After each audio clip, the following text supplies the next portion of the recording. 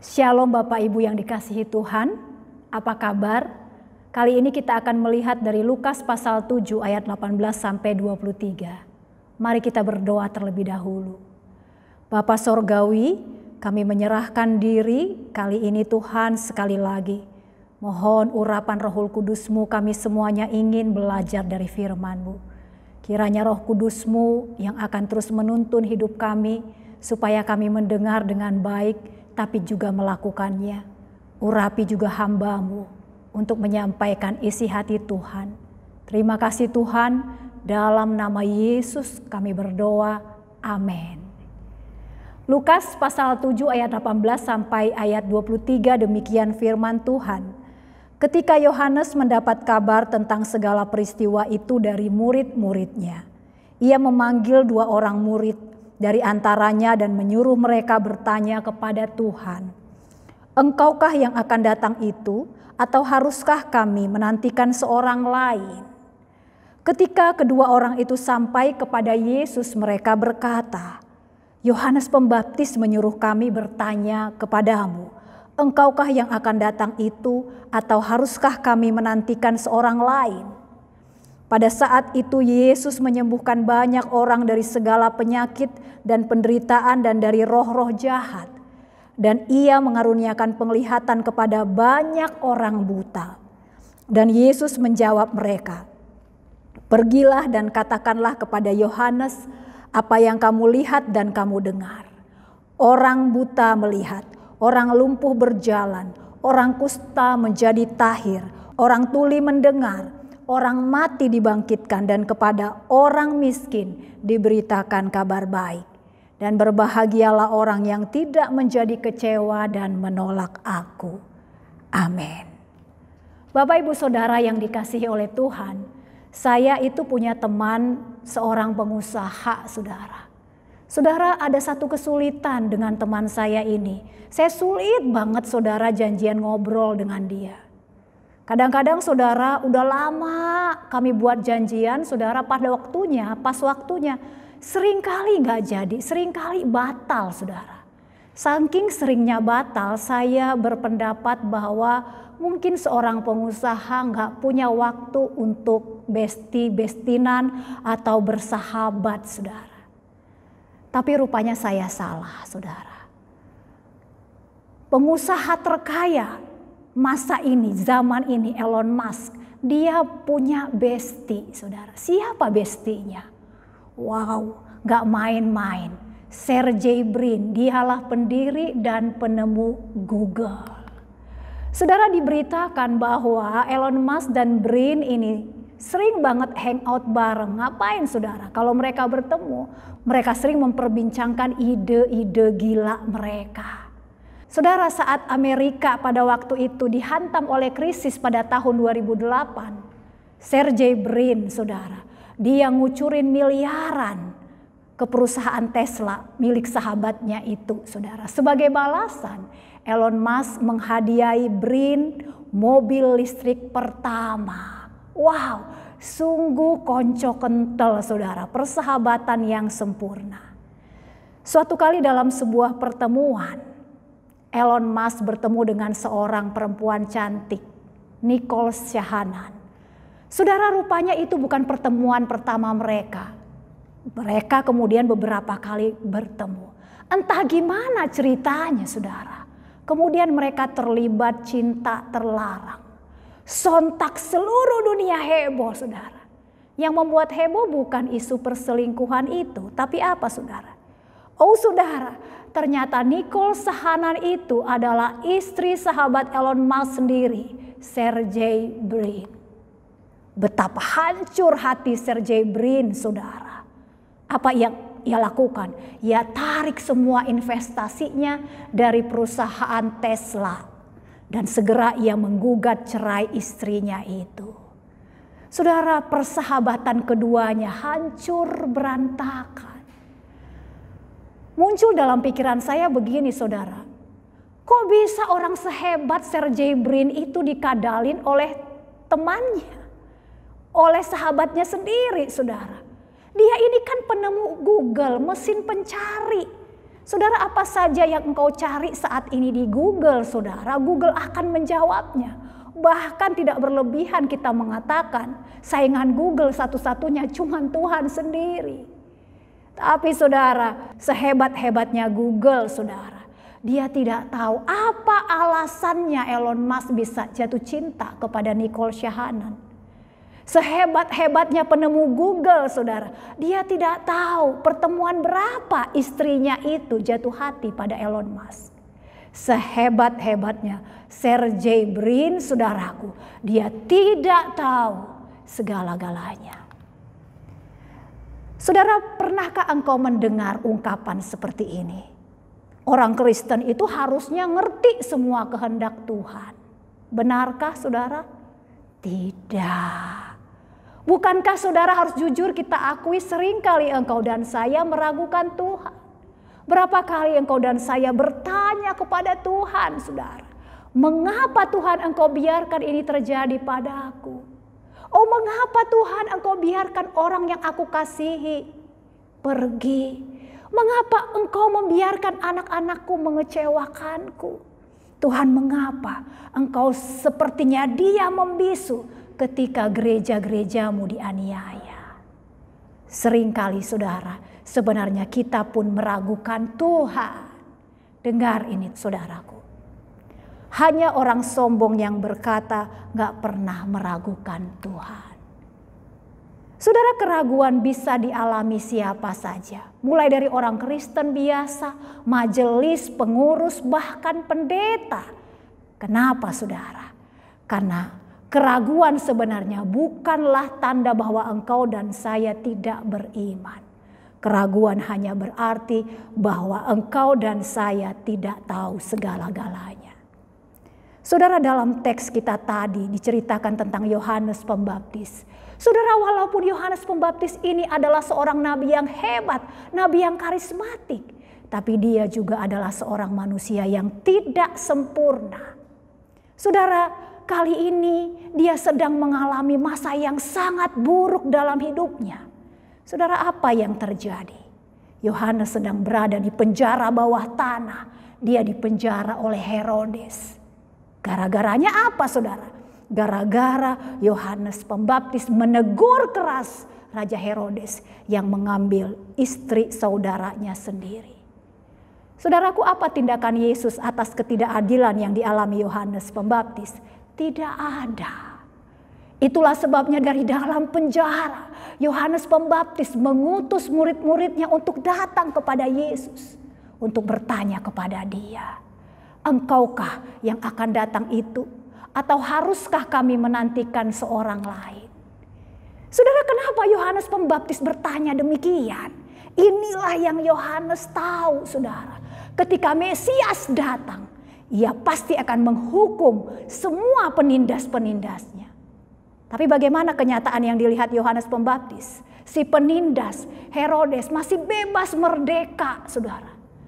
Bebas pesta miras, bebas berbuat cabul.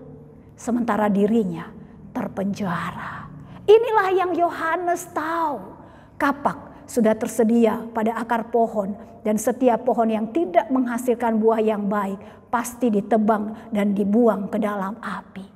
Kenyataannya bagaimana, saudara? Alih-alih Yesus mengkampak kepala Herodes, Yesus malah berkeliaran di luar sana. Dan satu-satunya kampak yang akan menghantam adalah kampak yang akan menghantam leher Yohanes sendiri. Saudara, bayangkan, nabi yang mengumumkan hadirnya Mesias sekarang ragu pada Mesias yang ia beritakan itu. Kok bisa, saudara? Masalah Yohanes adalah dia tidak tahu kalau Mesias itu akan datang 2 kali, saudara. Kedatangan pertama dalam rangka penyelamatan, baru kedatangan kedua ia akan datang untuk menghakimi. Saudara, lihatlah pemahaman Yohanes tentang nubuatan mesianis tidak lengkap dan terdistorsi. Yohanes, saudara, mengabaikan tugas penyelamatan dan penyembuhan sang Mesias. Dia hanya fokus pada tugas penghakiman sang Mesias. Saudara, sebenarnya Yohanes tidak salah dalam pengajarannya. Dia hanya salah dalam waktunya. Saudara, akan ada saatnya Yesus datang sebagai hakim atas seluruh bumi. Tapi bukan sekarang. Saudara, selama saya menjadi orang Kristen, ada satu pertanyaan yang selalu muncul dalam pikiran saya, saudara. Apa itu, saudara? Kenapa ya dimanapun Tuhan menempatkan saya berada, pelayanan atau apapun, selalu aja ada orang yang gak suka sama saya.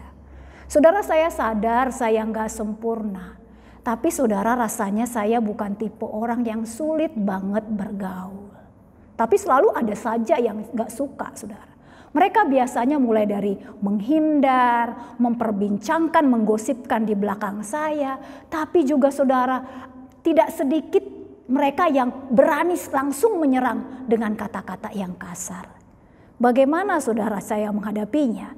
Biasanya saya akan resign atau saya pindah pelayanan. Dan kemudian saya berdoa kepada Tuhan supaya Ia tidak akan mempertemukan kami kembali sebagai rekan untuk bekerja sama. Puji Tuhan, saudara, selama ini Tuhan mengabulkan doa saya. Sampai saudara, suatu kali saya bertemu dengan seorang yang nyebelin banget, saudara. Sejak pertama ketemu, orang ini sudah menunjukkan ketidaksukaannya pada saya. Saudara, akibatnya seringkali kami tidak bisa menghindari perdebatan. Bahkan saudara tahu, berkali-kali dia ngajak saya berantem, saudara. Aduh, pokoknya gak enak banget rasanya, saya terganggu banget. Saudara, seperti biasanya, saya berdoa dan berseru kepada Tuhan, Tuhan pisahkanlah kami. Apakah Tuhan mengabulkan, saudara? Kali ini tidak. Tuhan justru semakin mendekatkan kami dengan cara bagaimana? Oh saudara, Dia menempatkan kami dalam satu kantor. Bukan itu saja, kantornya satu ruangan, saudara.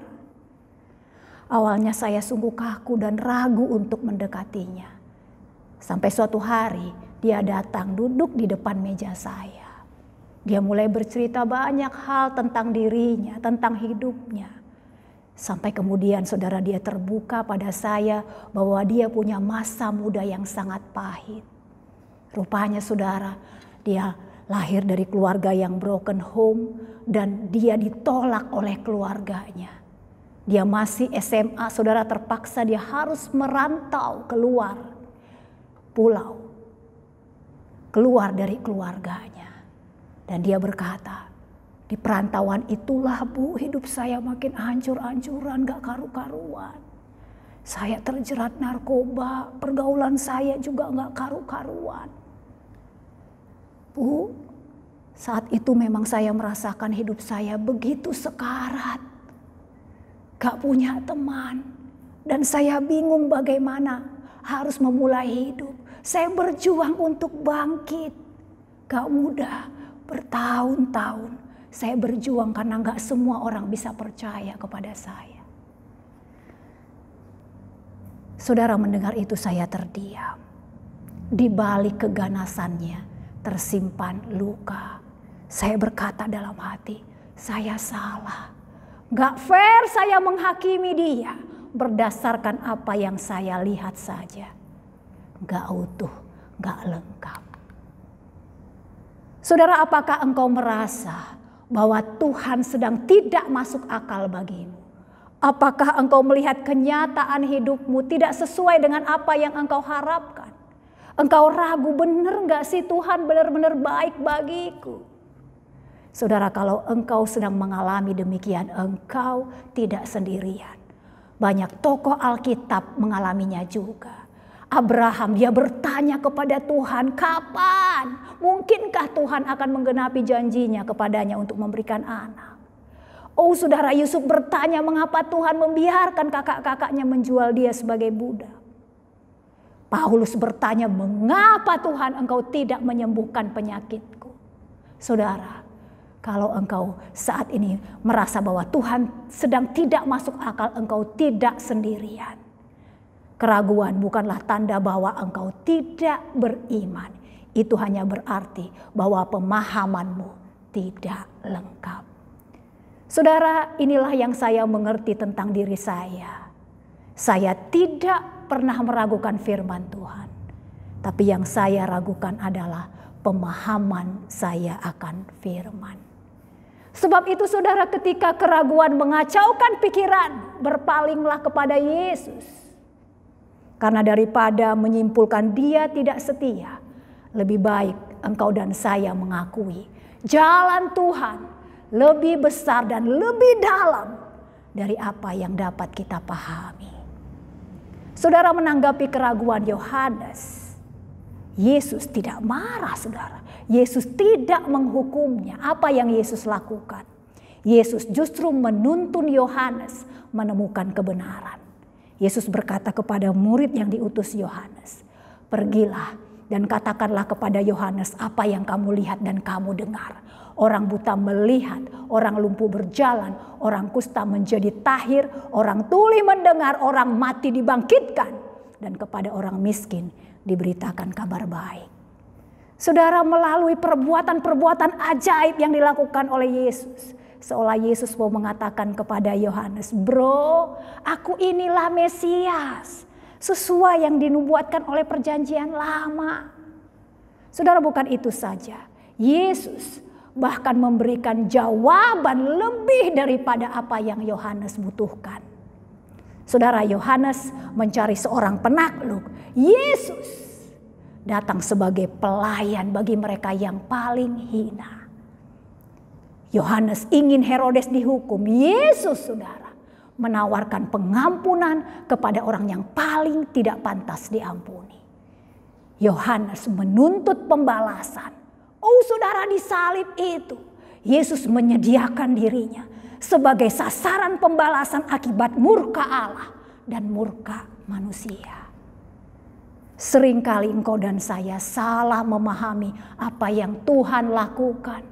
Padahal saudaraku, rancangan Tuhan itu lebih besar, lebih dalam, lebih tinggi, lebih luas dari apa yang dapat kita pahami. Saudara, manusia menginginkan petir yang menggelegar dari langit. Kristus hadir sebagai sinar mentari yang kelihatannya sunyi tapi lebih kuat dari petir terdahsyat manapun. Saudara, manusia menghendaki pahlawan perang yang perkasa, yang berjalan diiringi oleh ribuan tentaranya. Kristus hadir dalam segala kelemahan dan kehinaan.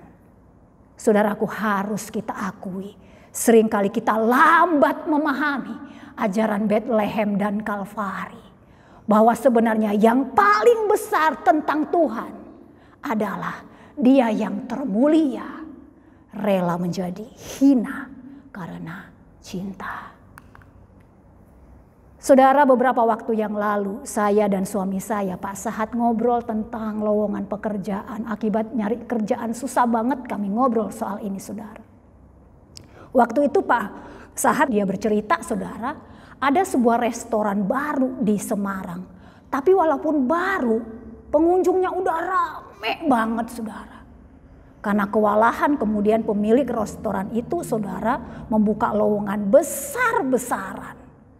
Syaratnya gak ribet, saudara. Yang penting sehat, kuat, pintar ngomong, mau kerja keras sekitar 12 jaman, saudara, non-stop. Akan digaji 2 juta. Kalau gak kuat, ya keluar, nanti mereka akan ganti orang, saudara. Maklum, mereka ingin yang sat-set, saudara. Saya pikir itu sangat wajar. Rasanya siapapun, saudara, kalau punya restoran, pasti melakukan hal yang sama. Tapi rupanya gak semua restoran seperti itu. Ada sebuah restoran di Surabaya, Oni House Restoran. Restoran ini beda, saudara. Mereka gak nyari waitress, saudara, yang pintar ngomong. Mereka gak nyari yang sat-set. Mereka gak nyari, saudara, yang kuat, sehat. Enggak, saudara, siapa yang mereka rekrut? Mereka justru merekrut teman-teman Down syndrome. Saudara, pertanyaannya, apakah mereka gak takut rugi? Enggak, saudara. Apakah mereka gak takut ditinggalkan oleh para pelanggannya? Tidak, saudara. Saudara, kenapa mereka mau melakukan itu? Cuman satu alasannya, karena cinta.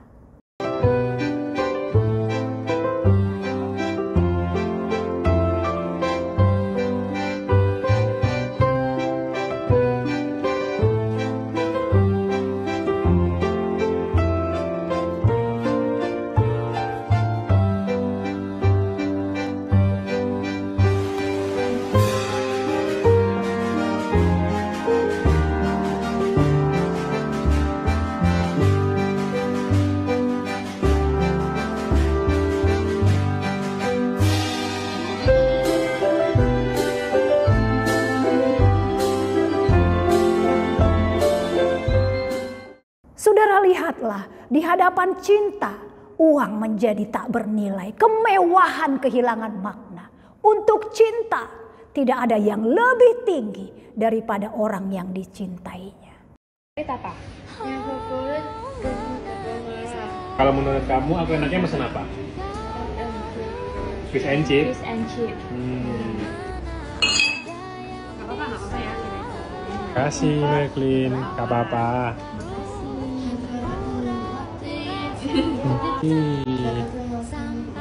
Makasih. Kamu kenapa kok nggak capek?